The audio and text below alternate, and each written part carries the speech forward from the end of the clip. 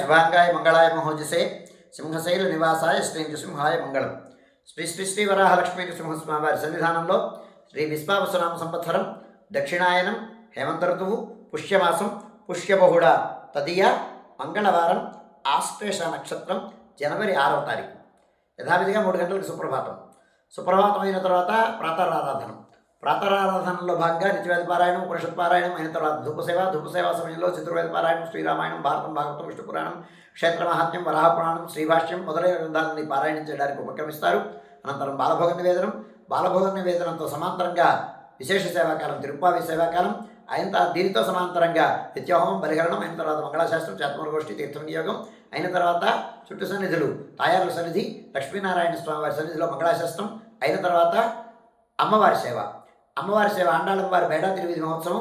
అది అమ్మవారు ఆండాళ్ళ సన్నిధికి ఏం చేసిన తర్వాత ఆండాళ్ళ సన్నిధిలో విశేషారాధనం నివేదనం అయిన తర్వాత శవకాలం శాతమరగోష్ఠి తీర్థ వినియోగం అయిన తర్వాత ఆనాటి పాసుల విశేషం వ్యాఖ్యానం విన్నపం. అదైన తర్వాత అమ్మవారు ప్రధానాలయంలోకి వేయించేస్తారు. ప్రధానాలయంలోకి వేయించేసిన తర్వాత బయలారగింపు అయిన తర్వాత ఆళ్వాళ్ళ సన్నిధిలో విశేషారాధనం నివేదనం శవకాలం శాతమరగోష్ఠి తీర్థ వినియోగం అయిన తర్వాత రాజభోగ నివేదనం అయిన తర్వాత చుట్టు సన్నిధుల్లో నివేదనం పూర్తి చేస్తున్న తర్వాత మంగళాశాస్త్రం అయిన తర్వాత సుమారు 6:30 గంటల నుంచి సర్వదర్శనం ఆరంభమవుతుంది. 7:30 గంటలకు సహస్రనామార్చనం, 8:30 గంటలకు ఆర్జిత గరుడ సేవ, 9:30 గంటలకు ఆర్జిత నిత్య కళ్యాణం ఆరంభమవుతాయి. ఆయా సేవల్లో భాగస్వాములు కాగోరు వారు ఆయా సేవలకు తగిన రుసుము చెల్లించి సంప్రదాయ వస్త్రధారణతో పరిమిత సంఖ్యలో భాగస్వాములు కావచ్చు.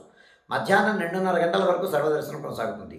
మధ్యాహ్నం 2:30 గంటల నుంచి 3 గంటల వరకు మధ్యాహ్నం విరామం. ఈ సమయంలో భక్తుల యొక్క దర్శనం నిలుపుదల చేయడం జరుగుతుంది.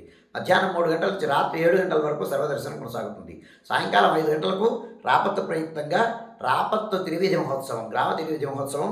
ఈనాడు యోగ నరసింహ అలంకారంతో స్వామివారు తిరువీధిని అనుగ్రహిస్తారు, సేవను అనుగ్రహిస్తారు. తిరువీధి పూర్తి చేసుకొని ఉత్తర రాజగోపురానికి వచ్చిన తర్వాత వేద పండితులకి శ్రీశటార సమర్పణం, హెచ్చరికలు అయిన తర్వాత స్వామివారి కళ్యాణ మండపం చివరికి వేయించేసిన తర్వాత అధ్యాపకులు చాత్తమర విన్నపం, వారికి అధ్యాపకులకి శ్రీశటార సమర్పణం అయిన తర్వాత ఆస్థాన మండపంలోకి వేయించేసిన తర్వాత కుంభారతి ఆళ్వారికి శ్రీశటార సమర్పణం అయిన తర్వాత స్వామివారు ఏకాంత సేవా పురస్కారంగా బేడా ప్రదక్షిణ పూర్వకంగా ఆస్థాన మండపంలోకి వేయించేస్తారు. ఈ సమయంలో తాత్కాలికంగా 10 నిమిషాల పాటు భక్తుల యొక్క దర్శనములు నిలుపుదల చేయడం జరుగుతుంది. రాత్రి 7 గంటల వరకు సర్వదర్శనం కొనసాగుతుంది. రాత్రి 7 గంటల నుంచి రాత్రి ఆరాధనం బలిహరణాంతం పూర్తయిన తర్వాత ఆస్థాన మండపంలో శంఖోలం విన్నపం. ఆనాటి పారాయణం వేద ఇతిహాస పురాణ స్తోత్ర దివ్య ప్రబంధ పారాయణ యొక్క తరువాయి విన్నపం చేయడం జరుగుతుంది, స్వామికి విజ్ఞాపనం చేయడం జరుగుతుంది.